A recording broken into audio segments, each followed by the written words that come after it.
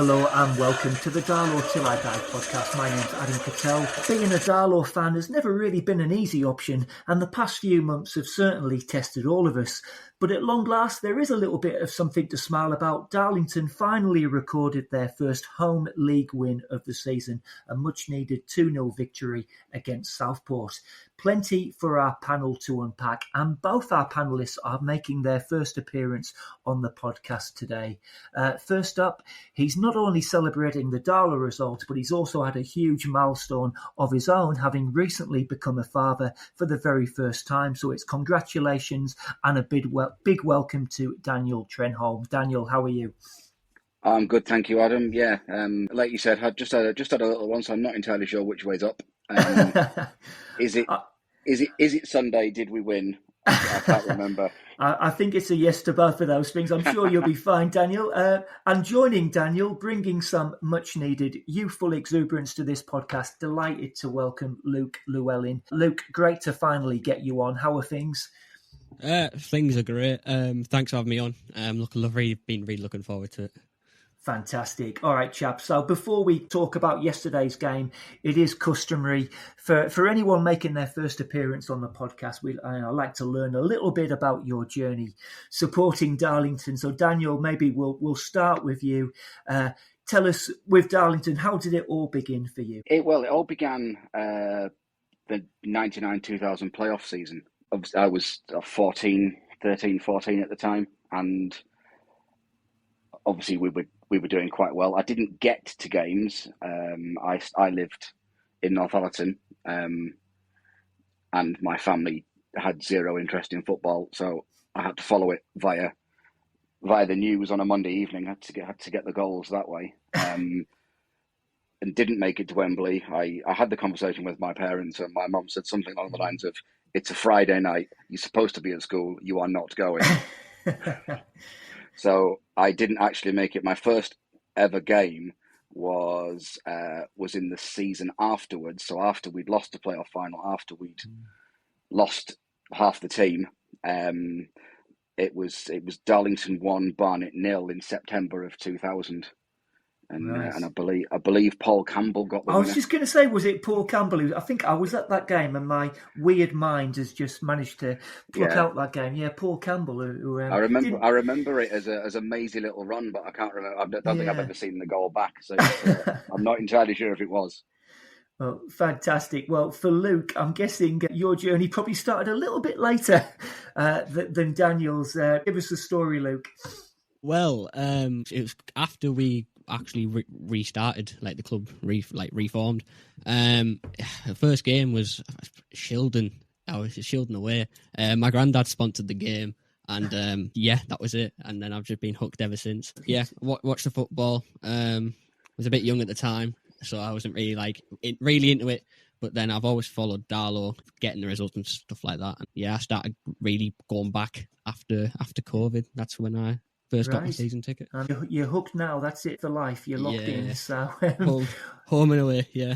Fantastic. So chaps, we'll get into it. We are talking after Darlington 2, Southport 0. Goals from Jack Maskell and debutant Max Howells, giving Quakers all 3 points. Darlo finishing the game with 10 men after the sending off of Elliot Forbes. As I mentioned earlier, it's our first home league win of the season, and you were both there in attendance. Maybe Daniel, I'll come to you first. It was a 2-0 win, but maybe, from what I'm reading, not wholly convincing. Would that be fair? Over the ball, and again McLaughlin cramps his man.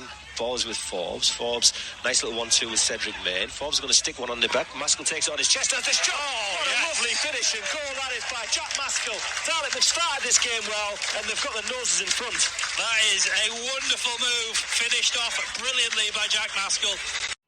I don't think it's fair to say they were unconvincing. I think they started well, took the 2 goals well, and then certainly Southport, they turned up after they were 2-0 down, and I felt like they were quite fluid in attack. They moved the ball well, but equally it was nice to see that we'd stopped with the nonsense defending, and we'd gone for the no nonsense attitude yesterday. That was quite nice to to see balls were being cleared away from the keeper. I know the keeper had only signed a couple of hours beforehand and probably didn't know anyone's name, but it was nice to see that, you know, we say it in the stands a lot. The opposition can't score if the ball's at the other end, and that's sort of where the ball was whenever our defenders got hold of it yesterday. Well, certainly we haven't had too many clean sheets this season, but signs maybe of some improvements. You do mention one of the debutants there as well, Darlo Ombang, was between the sticks.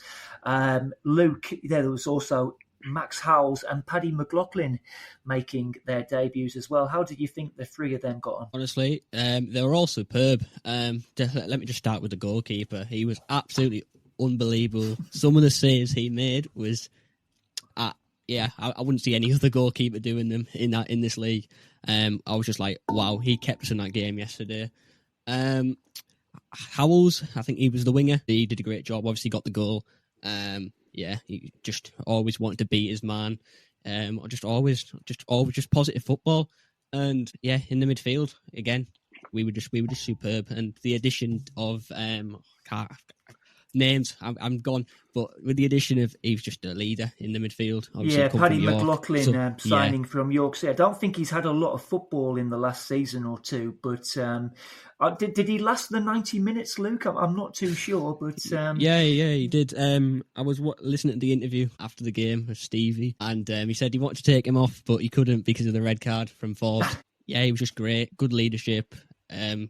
Just someone that we need to replace Will Hatfield. It's just, he was great. Yeah. I don't know if it's entirely fair on him. I thought he was fantastic yesterday, but I was fully prepared to declare my love for a lone player after 70 minutes. I thought McLaughlin was fantastic. The kind of player we haven't really had for a long, long time. I've said before that I think we're missing a proper horrible footballer in midfield. Somebody who just winds up the opposition, and I don't necessarily think that McLaughlin is that, but he just knows how to keep a football moving, how to move a midfield around. There was a play yesterday where he was being marked and he just walked, and two players followed him, and that created space for McGowan to just run into it. Sensible, intelligent football that made him stand out for me. I don't know, if he hadn't played all season, you couldn't tell. Luke just mentioned there about Darlo Ombang. I think that was a very late loan deal that was done, possibly I think on the Friday before the game. Having seen the highlights myself, made a couple of tremendous saves. I wonder, Daniel, I'm not sure when Pete Jameson is due back, but he might have a bit of a fight on his hand to get the number one spot back. I think he might well do. Yeah, he's a really good, athletic-looking goalkeeper on Bang. One or two fantastic saves yesterday. Was my only. As a fan, I was desperate for him to come and catch the ball. I don't know how you felt about it, Luke, but just come and catch it and take some of the pressure off a little bit. But you can't fault. I mean, those two. The one, I think there were two. Were there that he sort of plucked out the top corner? Yeah. Just some of the saves that they were just wow saves. And obviously, yes, as you said, Daniel. I was just like, some of the balls that were coming in the box, I just wanted him to come and collect it. And there was a few saves as well where he just parry it out, and you'd think, oh God, they're going to score from it.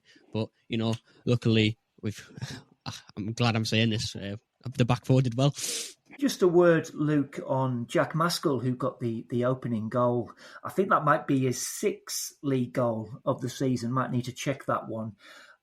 Very well taken goal, got to say, having seen it on the highlights, little sort of chest and volley. How do you think he's going? Because I think he got 9 goals last season. He looks like he's well on the way to beating that. Not even at the end of October yet. What have you made of Jack's progress this season? Well, Jack's been great. At the start of last year, I was asked, there's a lot of people, doubting him, and I'm going to say that be honest, I was doubting him myself because, you don't know what players can be like when they jump up a couple of divisions. But, at the start of last year, I was like a bit hesitant about his performances, but then he just he got stuck in, he's built himself up, and the finish yesterday was unbelievable. Yeah, but I feel like he's going to have an absolutely excellent season. He's just got everything you want in a striker. He's tall, he can head the ball, he's got great feet, and yeah, what a finish. Daniel, obviously we have made those 3 loan signings. Do we think the centre of defence might need addressing, or what are your thoughts there? Well, it'll certainly have to change because of Forbes' suspension, won't it? I think we're missing Lewis' story. I think him leaving at the end of last season was one of the biggest losses that we suffered, and doesn't seem to have really been spoken about. I know you focus on the players that you've got and the ones that are there, but his leadership and how vocal he was were 2 things that I would really impress me. I know he probably only played 5 or 6 games, but he looked like he could do it forever. I think he's a bit of an organiser as well. We did John on the last podcast did mention Louis' story as well. I actually only found out the other day he's down at Dorking Wanderers, which took me by surprise in the National League South. So I'm not quite sure what the story is there, but certainly he was a leader and a good organiser. So we'll see what happens there. We might just sort of move on and just talk generally about the start of the season. Probably not the start we were looking for.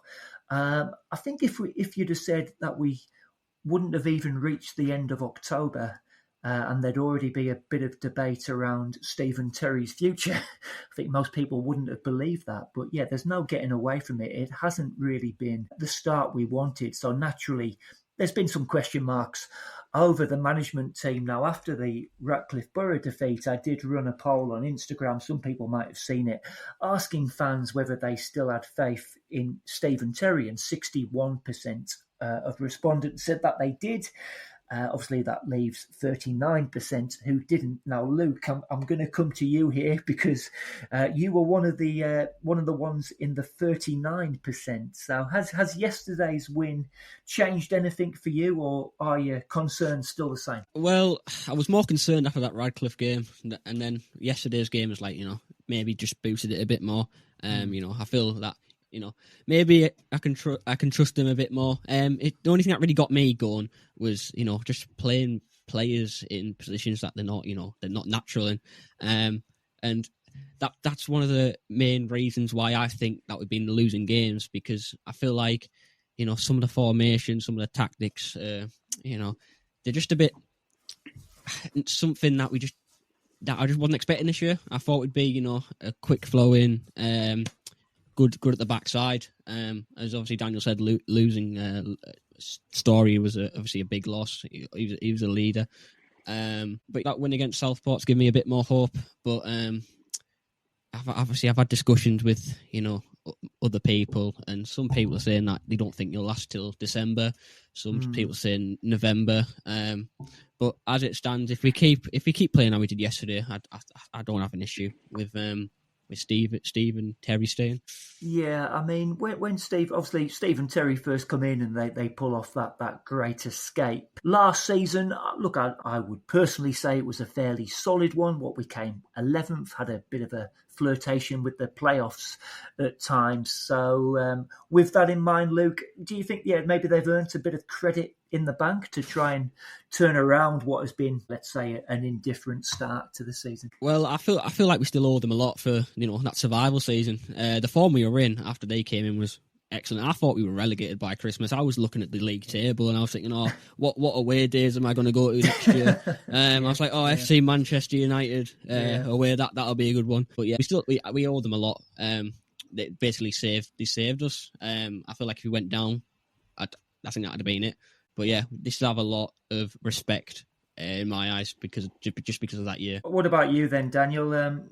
Where do you stand on the management team at the moment? And because there has been, like Luke alluded to, there has sort of been a shift in playing style this season. We've conceded a lot more goals than what we would have expected. And what have you made of it? I'm still very much Stephen Terry in. I get your points, Luke. I think we have shifted things around, and we haven't necessarily always played players in their natural positions. I look at left back quite a lot. When I was playing, I used to play left back, so that's one of those positions that I always look at. And I think Josh Scott has been a really good addition, but he hasn't necessarily always been available. And when you look at what happens when he isn't there, you've got Scott Barrow, who I think he's a fantastic footballer, by the way, but he was targeted in that Telford game, wasn't he? They saw there's a 37-year-old guy with a dodgy knee playing at left back, and we're going to run at him, and it does open up other problems. And then obviously, if you're not putting Barrow there, you tend to put Headley there, and that changes things around as well because he's not naturally left-sided. So that I see your point about players out of position. To counter it, I would say I think they're working. Stephen Terry get what the club is. You know, before Stephen Terry came in, we had a manager who I don't think did understand, and he was throwing money around, bringing in all sorts of players that didn't necessarily want to be there. They maybe had to travel a bit further. It was, maybe Darlington wasn't their first choice, but we threw some more money at them when they came, and that doesn't seem to be how Stephen Terry are operating. We are in geographically a saturated market. If we're competing for players with Spennymoor, to look up the league, York and Hartlepool and Gateshead and those kind of teams, if we're looking at academy lads from Sunderland, Newcastle, Middlesbrough, we're doing well to pick up the players we're doing. And I think part of that is down to the connections that Stephen Terry have got. They seem to have created a decent dressing room, a decent looking squad that's maybe not yet clicked.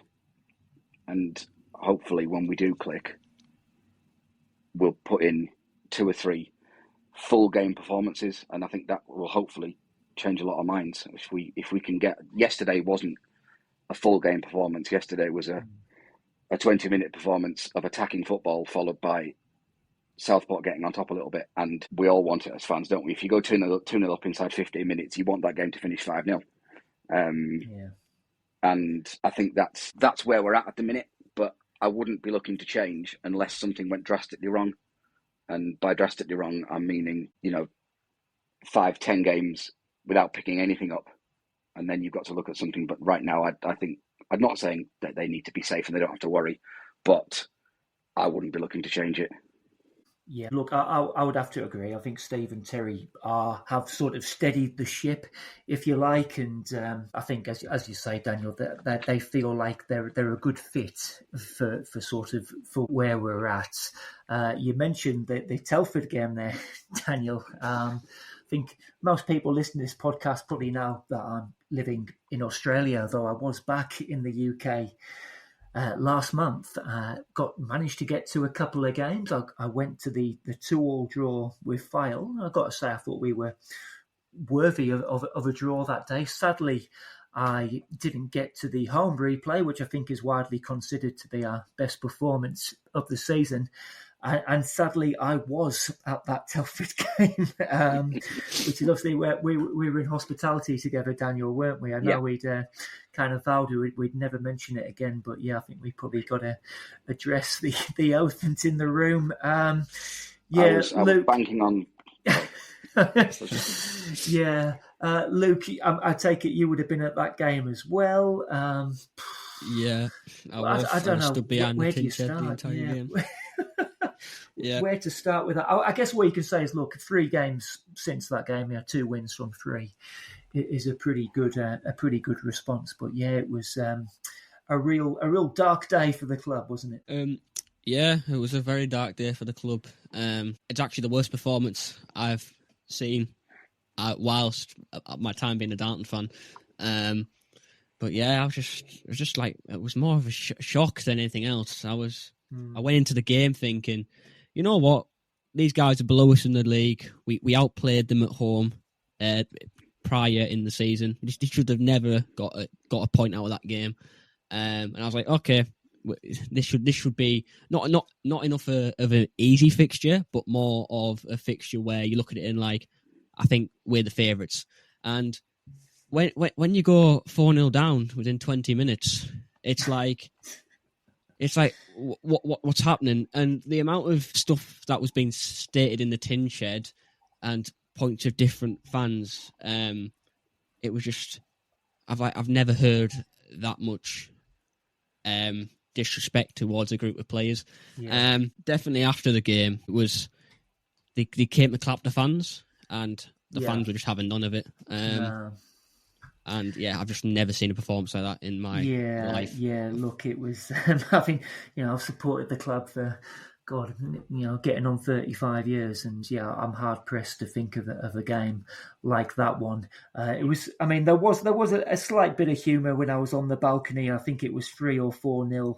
And there was a bloke with, must have brought his young boy to the game, and he just turned to him and said, "Son, I'm sorry." So that sort of did make me smile. Yeah, Daniel, I guess we've seen it with the club when there's, a bit of expectation and we get a big crowd and we just kind of freeze, don't we? It really felt like it was obviously a missed opportunity for the club because, next round of the cup and build that optimism. And what was there, over 2,000 people at the game? And there was, 800 less yesterday. I don't know. What do you make of it, Daniel? Well, I know at the time we vowed never to speak of the game again, did we? And I'm banking on the theory that time heals all wounds, but maybe 2 weeks isn't long enough. It was horrible, wasn't it? But I think what maybe gets forgotten in all of it, and we're passionate fans, football's about passion, but nobody from the club will have set foot on that pitch on that game with the intention of losing, let alone losing 6-0. It does back up the point that I made about yesterday's game. Telford, they scored one fairly early on. Then they got a second, and two very quickly became three. That they very quickly became four, and it was that that relentlessness that we didn't have yesterday.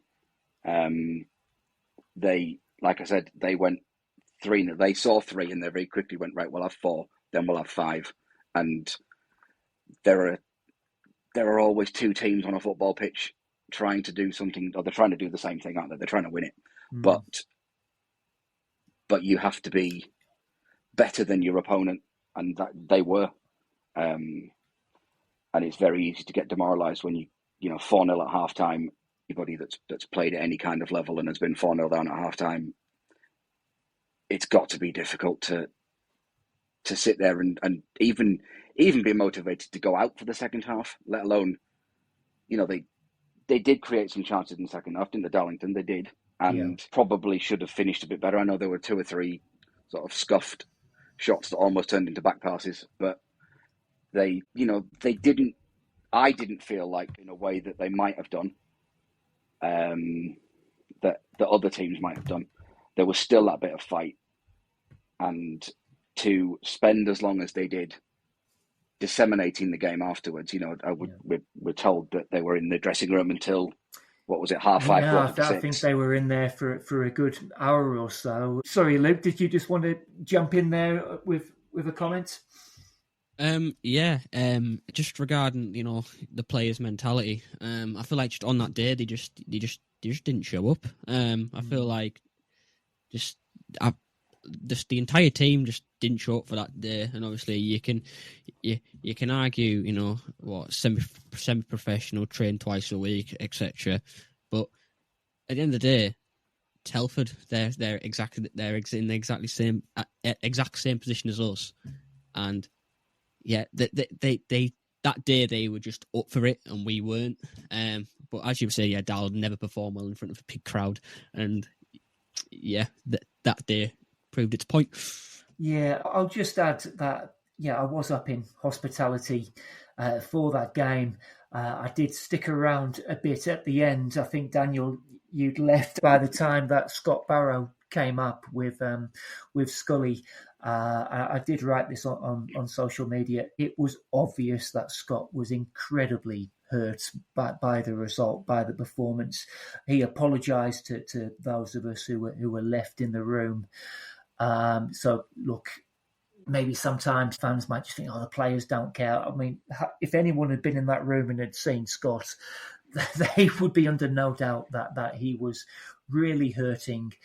And I guess, look, I think the club have shown, they have shown some character, haven't they? After that, 2 clean sheets, 6 points from 9. I think we all probably would have taken that if you'd have offered us 6 points from the next 3 games in the aftermath of that Telford game.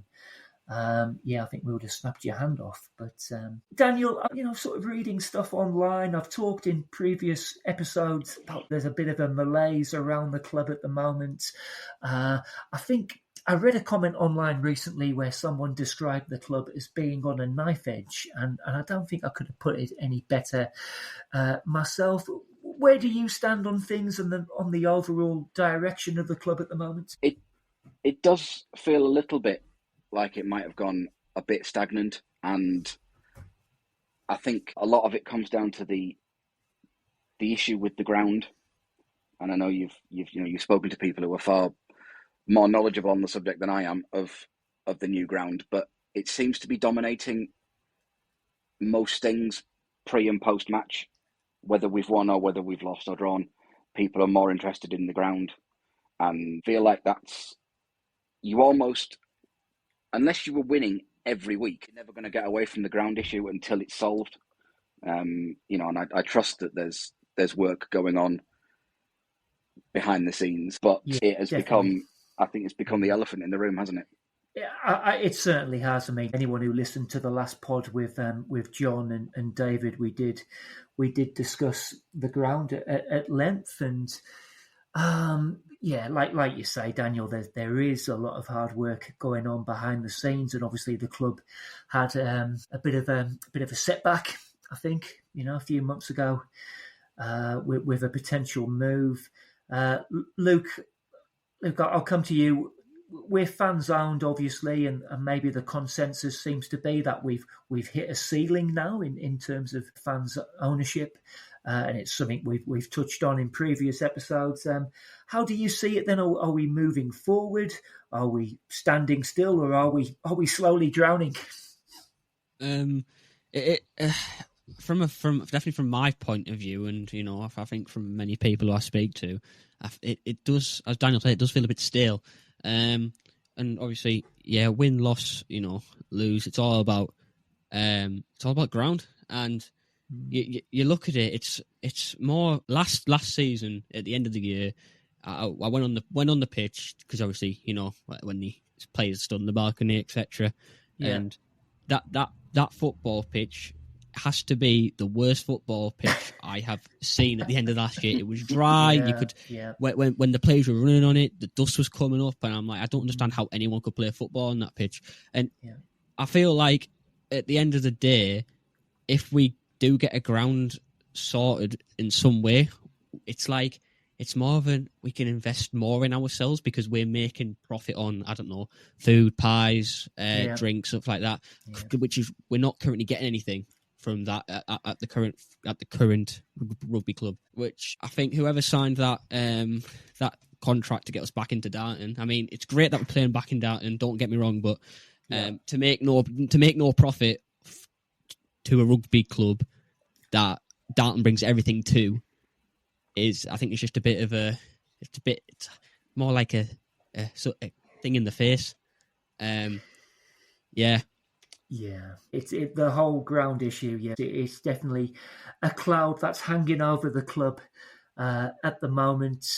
Luke, I think I'd like to get your perspective, maybe as a younger fan. You've grown up with social media as a massive part of football culture. Clubs at every level, I guess, are judged on how they sort of communicate and engage with their fan base.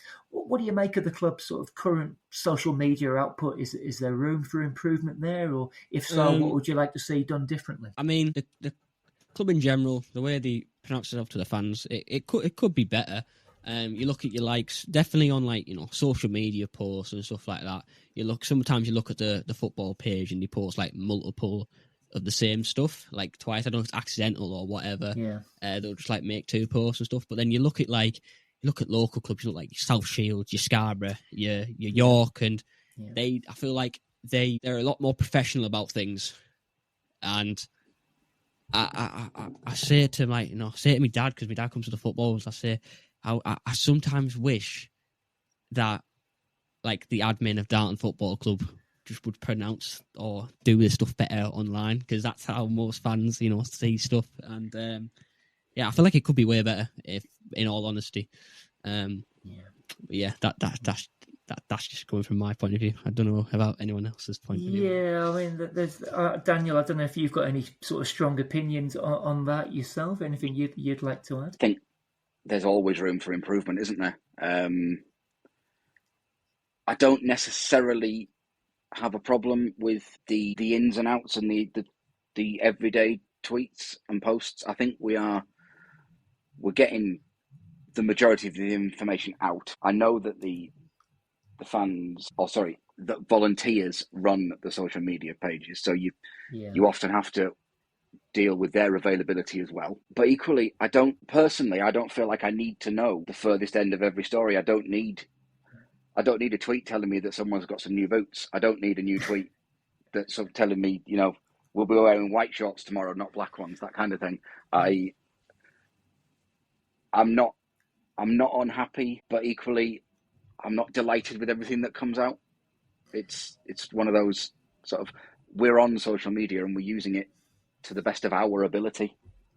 Luke mentioned sort of the likes of South Shields and York, but I guess that like you say, Daniel, they've probably got a full-time paid employee sort of taking care of that side of things. Whereas, we are heavily reliant on the volunteers, and this is sort of no criticism towards them. Speaking as an exiled fan, I mean, the highlights interviews they're always pretty quick to appear, which is great. I know since Kev Luff stepped aside, look, there probably has been a step down in the quality of the highlights. I think we were quite spoilt when Kevin was looking after that, and I know that there has been some accusations that the club are maybe sort of take the fans for granted sometimes as well. But look, I do personally think there could be some room for improvement, shall we say. But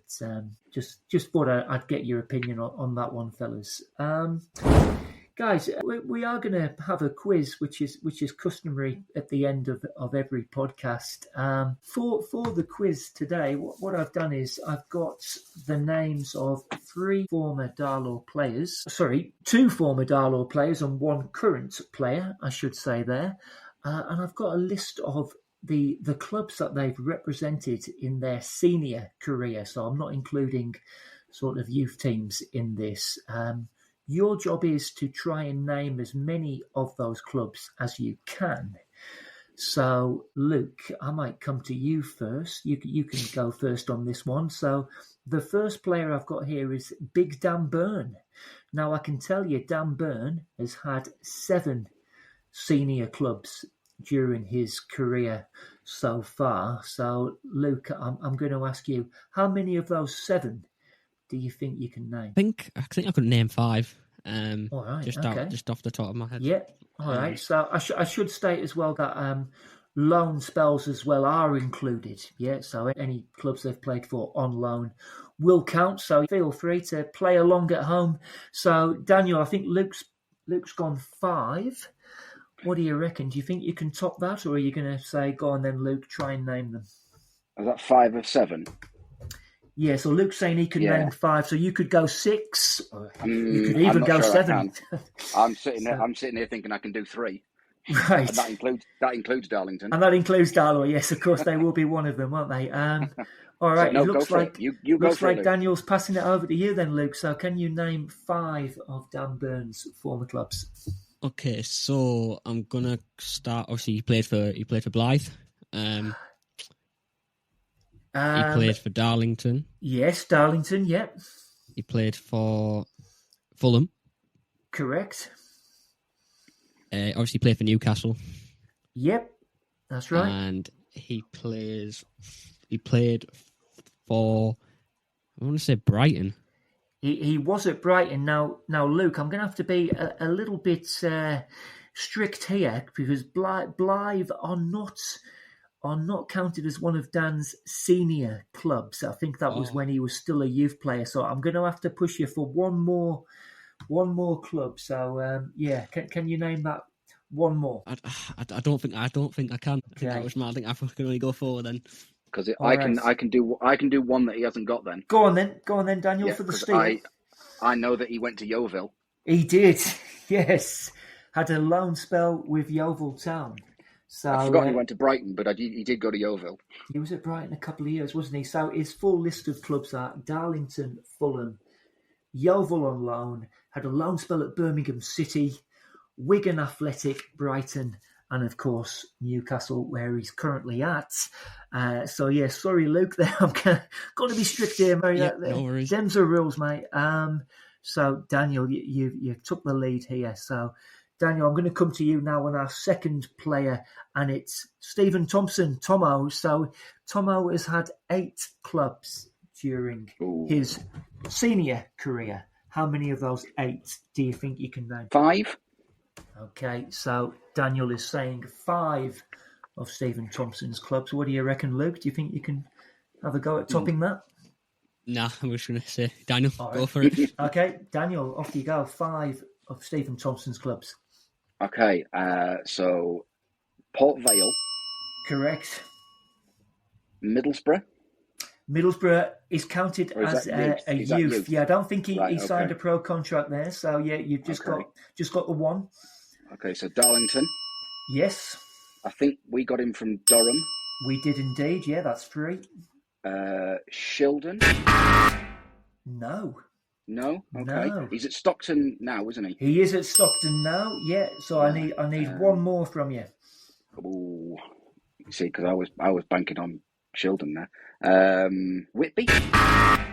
No, I'm going to hand it out. I'm going to hand it over to Luke for the steal here. So, Luke, can you name one of those missing clubs? Well, it seems to be North East. I'm going to have to give it a guess. I'm going to say worth a guess. Gateshead. No, not Gateshead. So, I'll give you the full list. So it was Port Vale is where he began his senior career after his release from Middlesbrough. Stafford Rangers on loan, Telford United, Durham City, Darlington, and then on to Spennymoor. Had a loan spell with Mask United, and now he's at Stockton Town. So I don't think either of you are getting the point there, I'm afraid, boys. So that's fine. That will take us down to our last player, and it is a current member of the first team. It's Will Hatfield. So I can tell you, Will has had seven clubs during his senior career. Go on then, Daniel. Let's go with you. How many of those 7 could you name? 4. All right. Daniel is saying 4. Luke, do I have a bid in advance of 4?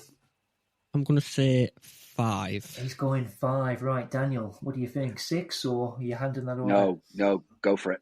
All right.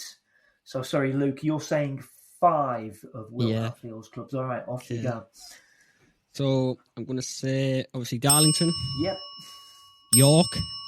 Yes. Leeds. Yes, Leeds United, did begin his career with Leeds, So 2 more. Fylde. Yes, Fylde, yep. One more, Luke. Let me have a think. So, my God. No, I'm trying to think. Guiseley Town? Guiseley, you've got it, mate. Well done. I can tell you the other 2 were Accrington Stanley and FC Halifax Town.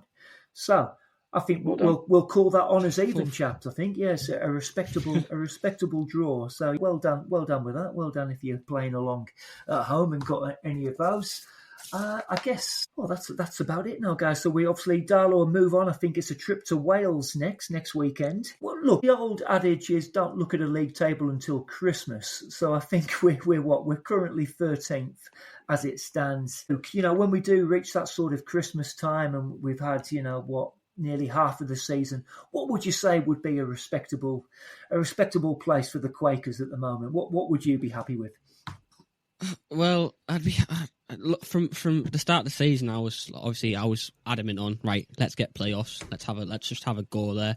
But now I'm thinking maybe pushing for playoffs, maybe like 10th mid-table, somewhere like that. Yeah. I think that'll be respectable. Yeah, I think expectations have maybe just been dialed down slightly, given the start we've had. What about you then, Daniel? What would you say would be a respectable placing? At Christmas, anywhere in the top half of the table. Yeah. If I don't have to start scrolling on the BBC Sports app to find us, then I'm happy. Yeah, fair enough. I think after the start we've had, then that's probably sensible. Yeah, I think we'll probably take that, won't we? I think we might just leave it there. Well, that's gone very quickly, guys. Well, big thanks to both Daniel and Luke, and thank you, listener, for downloading this episode.